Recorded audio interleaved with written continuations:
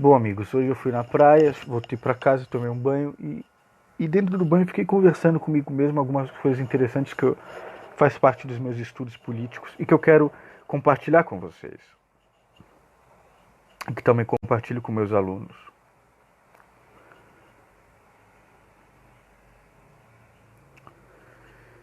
A discussão entre a diferença entre o que é ser de esquerda e ser de direita. Já falei várias coisas aqui a respeito disso, mas há um ponto também crucial para saber diferenciar. No Brasil, a esquerda, e esquerda no sentido amplo, aí não são só apenas políticos e partidos, se limitou muito a falar que, não, nós defendemos a democracia, mas é uma democracia representativa liberal, burguesa. Mas isso é falta de estudo também. As pessoas não sabem. A cúpula, os representantes de esquerda não falam que há outros tipos de democracia, direta, participativa. Que democracia é essa? Que tem criança morrendo com tiro nas costas, com base num modelo de segurança pública que passou pelo crivo popular. Inclusive numa comunidade onde o Witzel ganhou. Isso é democracia? Demo, povo. Quem é que lucra com essa democracia? Inclusive em termos eleitorais, as somas bilhões. Bom, mas isso então, democracia é isso. Em termos de sociedade, socioeconomia, não. Nós defendemos a distribuição de riqueza e de dinheiro, a distribuição de renda. Isso até a direita é capaz. Houve um momento muito significativo e importante na história do Brasil recente, esses 13 anos de PT, em que vários setores da direita estavam juntos. Até mesmo na coligação partidária. E vários setores, empresariado de direita. Por quê? Porque a ampliação do crédito, não só a questão dos juros do endividamento, mas faz bem para a economia liberal e tem o consumo, consumismo até. Então vocês vão vendo como vai afunilando o que é ser de esquerda. O ponto, quando na verdade o ponto fulcral,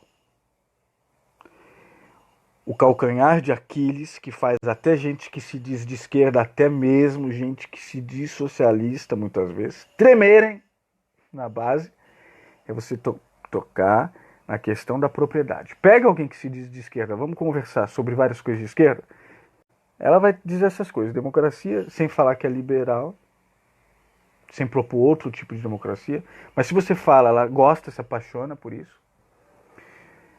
Socioeconomia, quais são suas propostas de economia? Não, reforma tributária, tirar dos ricos, puxar os que é muito rico para baixo, puxar que é muito pobre. Então, distribuição de riqueza. Tá. Não precisa nem falar de revolução primeiro, de subverter essa elite, tá? Socialização dos meios de produção.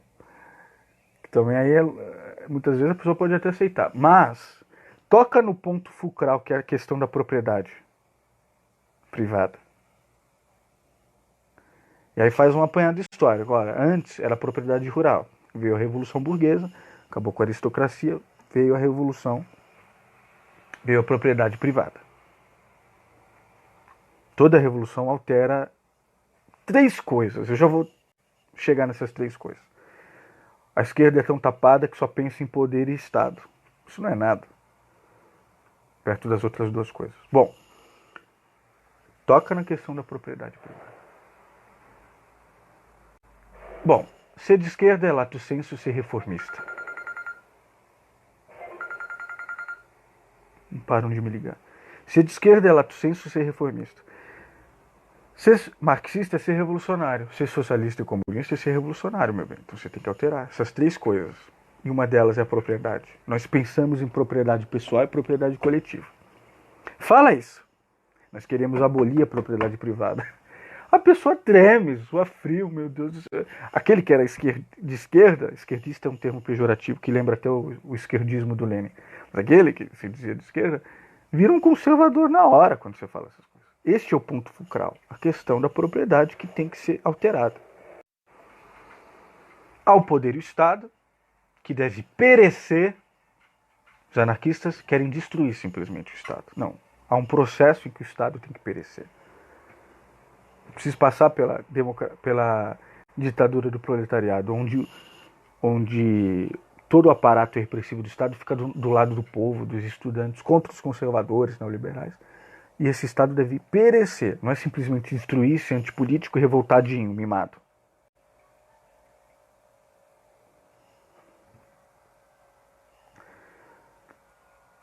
A questão da propriedade, que deve mudar.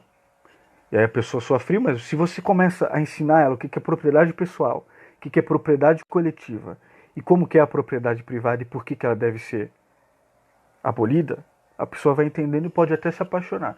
Mas esse é o ponto fulcral, gente. Que separa o que é ser de esquerda e ser de direita.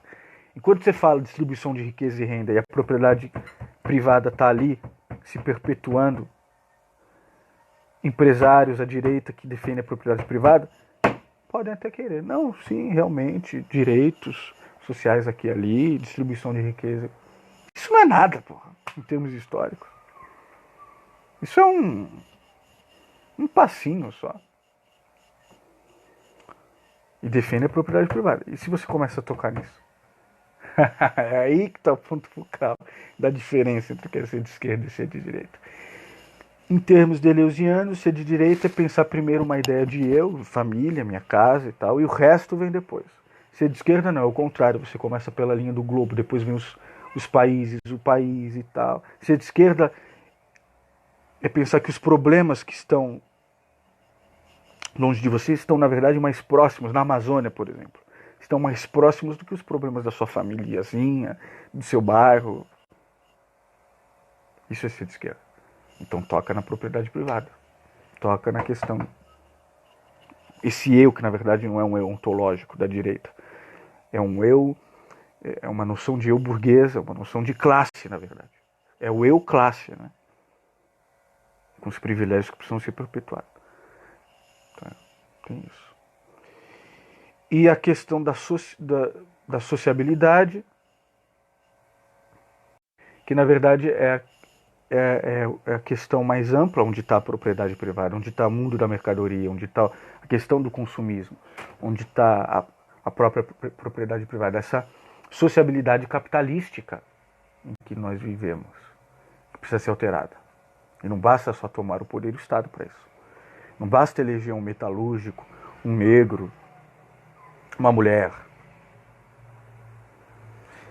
É importante em termos históricos, mas não vai alterar a sociabilidade. Ao contrário, quando se faz isso é que aflora a xenofobia, a misoginia, o racismo, o preconceito elitista, a homofobia, machismo, etc., na sociedade civil.